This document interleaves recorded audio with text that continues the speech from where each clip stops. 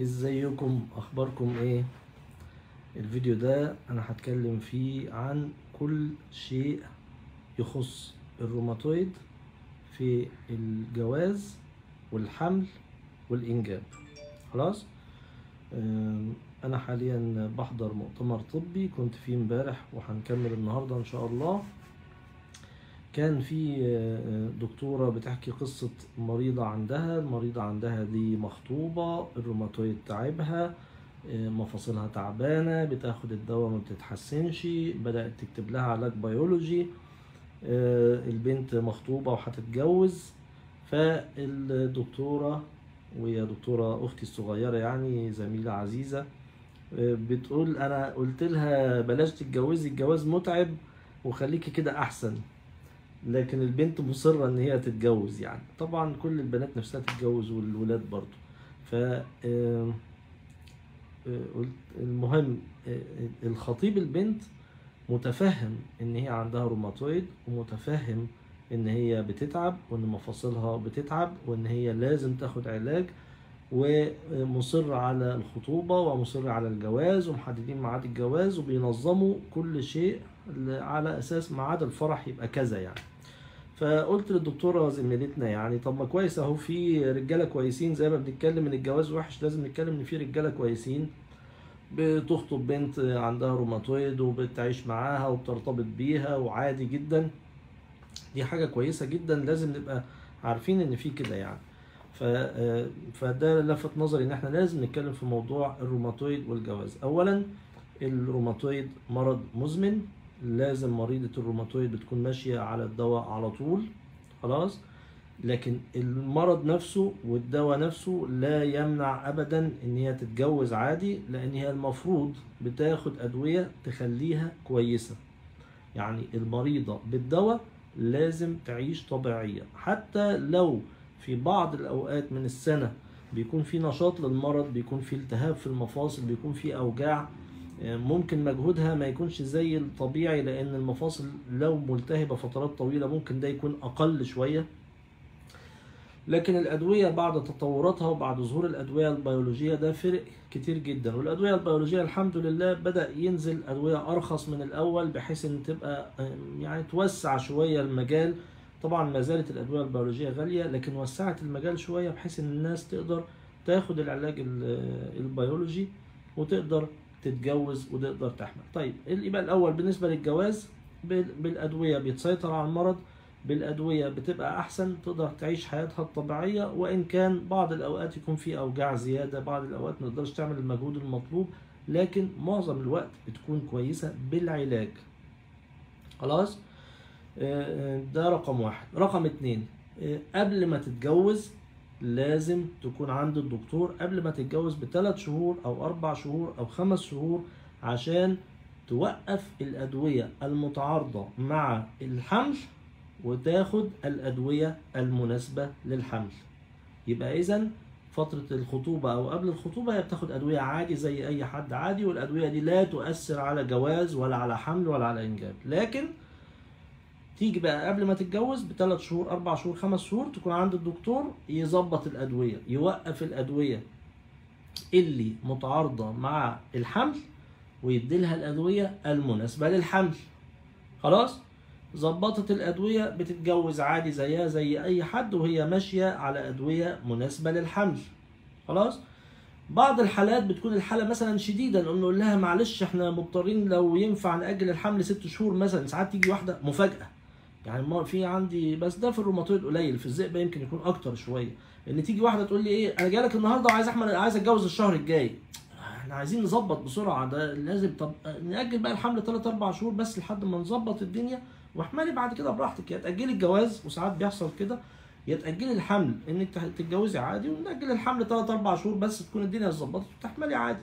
لكن في جميع الأحوال لازم يكون قرار الإنجاب بالاتفاق مع الدكتور اللي بيعالجك، هيديلك بقى الأدوية المناسبة للحمل. في حد كاتب في الأسئلة دلوقتي طب إيه هي الأدوية اللي كذا، طب إيه هي الأدوية اللي كذا؟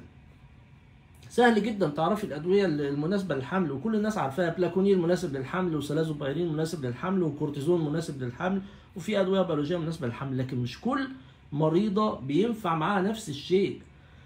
في مريضه حالتها بسيطه خالص، ممكن لما تيجي تحمل لها خليكي بالبلاكونيل وخلاص واتجوزي واحملي، وفي مريضه تانية ما ينفعش كده، وفي مريضه لازم تاخد اكتر، وفي مريضه لازم تاخد بيولوجي. فكل مريضه ليها الدواء المناسب ليها اللي ينفع ننظمه على حسب حالتها وعلى حسب تحاليلها. خلاص؟ طب خلاص، هي دلوقتي خدت الادويه بقى المناسبه للحمل. الحمل جه بعد 3 شهور، بعد 4 شهور، بعد 6 شهور، بعد سنه، خلاص ادي احنا بناخد الادويه، لكن بنفضل نتابع بحيث نبقى مطمنين ان هي كويسه وتقدر تحمل بسهوله وخلاص. طيب حملت اثناء الحمل 70% من الستات الروماتويد بيتحسن عندها. اميوران ينفع يا مايكل او يا ميخائيل؟ خلاص، ال 70% من الستات اثناء الحمل بتتحسن تماما من الروماتويد. الهرمونات بتاعه الحمل بتخلي الروماتويد احسن. دول 70%، وممكن يقللوا العلاج وممكن يوقفوا العلاج خالص احيانا، خلاص في الحالات البسيطه. اما مناسب الاميران مناسب. اما ال 30% الباقيين بيفضل الروماتويد نشط، وبنفضل بقى نتابع بالادويه، وممكن الادويه تزيد. طيب بعد الحمل، بعد الحمل نفس ادويه الحمل بتكمل معاها في الرضاعه، وبنبدا نتابع لان ممكن الروماتويد ينشط بعد الحمل. ساعات بعد الحمل باسبوع ينشط، ساعات بعد الحمل باسبوعين، ساعات بعدها بشهر، ساعات بعدها بشهرين، لكن بنبقى عاملين حسابنا ان وارد انه ينشط. طب اذا نشط، يا بتنفع تكمل رضاعه مع الادويه اللي احنا بناخدها، يا اما نقول لها لا احنا خلاص وصلنا لطريق مسدود، ده كده الروماتويد شديد عليكي ولازم تاخدي علاج قوي ونوقف الرضاعه. وفي بعض الحالات بترضع عادي جدا سنه، سنه ونص، سنتين، وتاخد الادويه بتاعتها. كل ده كل حاله بتتفصل حسب هي وضعها ايه، تحاليلها اخبارها ايه، ونشوف يناسبها ايه بالظبط. خلاص، وهكذا. طب خلصنا الرضاعه، نرجع للادويه بقى الطبيعيه بتاعتنا العاديه بتاعتنا، لان مثلا حاجه زي الميثوتريكسيت ممنوعه في الحمل وممنوعه في الرضاعه ولازم تتوقف 3 شهور قبلها. حاجه زي افارا وارسفري وابيتويد دي مشكله كبيره ان احنا لازم نوقفها، ولازم ناخد دواء يسحبها من الجسم كمان، لانها بتقعد في الدم سنتين بعد الدواء ما بيقف. بتيجي ستات تقول انا خدت الميثوتريكسيت وحملت عليه وخلفت عادي، خلاص ده نصيبك، بس انا كطبيب ما اقدرش اقول لك احملي عليه لان احتمال التشوه موجود. في واحده برضو خدت قبل كده ارسفري وحملت عليه، ما خلاص نصيبك كده، لكن انا كطبيب ما اقدرش اقول لك احملي عليه لانه وارد ان يحصل تشوهات. فاحنا بنتكلم على الحاجه الطبيه الصح اللي نقول بيها النصيحه السليمه اللي تخليك في وضع سليم ومطمن. خلاص، بعد الحمل الاولاني برضو نرجع للعلاج. اهم حاجه في كل ده سواء قبل جواز، سواء في خطوبه، سواء في جواز، سواء في حمل، ان دايما الروماتويد يبقى كويس. ليه؟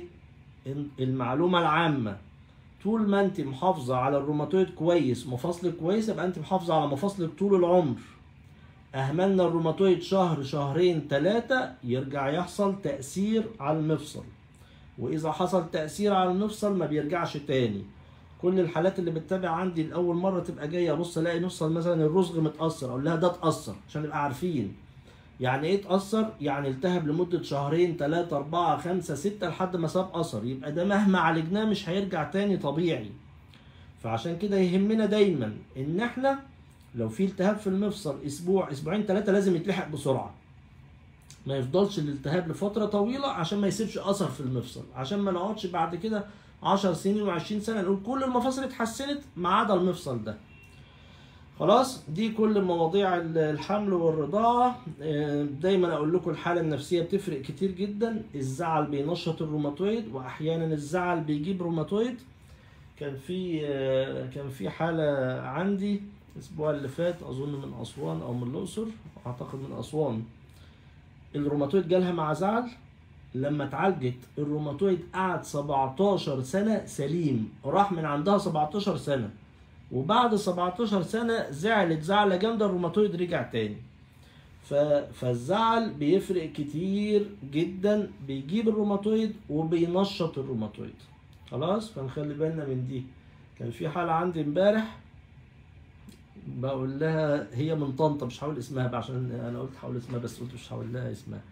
بقول لها الصحيان بتصحى الساعه 3 العصر، فقلت لها الصحيان لازم يبقى 10 الصبح، دي رحلات الفايبروميالجيا نقولها بالمره، لازم الصحيان يكون الصبح بدري مش متاخر، اللخبطه في النوم بتزود الاوجاع. فانا قلت لها، قالت لي انا هصحى الساعه 3، قلت لها لازم تصحى الساعه 10 يا اما هقول اسمك في الفيديو واقول للناس كلها عشان يصحوك الساعه 10 الصبح. المهم خلوا بالكم من نفسكم، اعتقد ان احنا خلصنا كده موضوع الروماتويد كله والحمل والرضاعه والانجاب وكل حاجه، وان شاء الله تلاقوا العريس الكويس اللي يتجوز البنت ويحافظ عليها ويراعيها ويخلي باله منها. وهتلاقوا في التعليقات اكتبوا بقى القصص دي، هتلاقوا البوستات اللي قبل كده كلها فيها ناس بتقول ان جوزي كويس جدا وواقف معايا وهو اللي بيفكرني بالعلاج وهو اللي بيديني العلاج وهو اللي بيروح بيا للدكاتره وبيساعدني في البيت. في ازواج كويسين جدا جدا جدا، التعليقات اكتبوا فيها الموضوع ده، واشوفكم على خير ان شاء الله. يلا باي باي.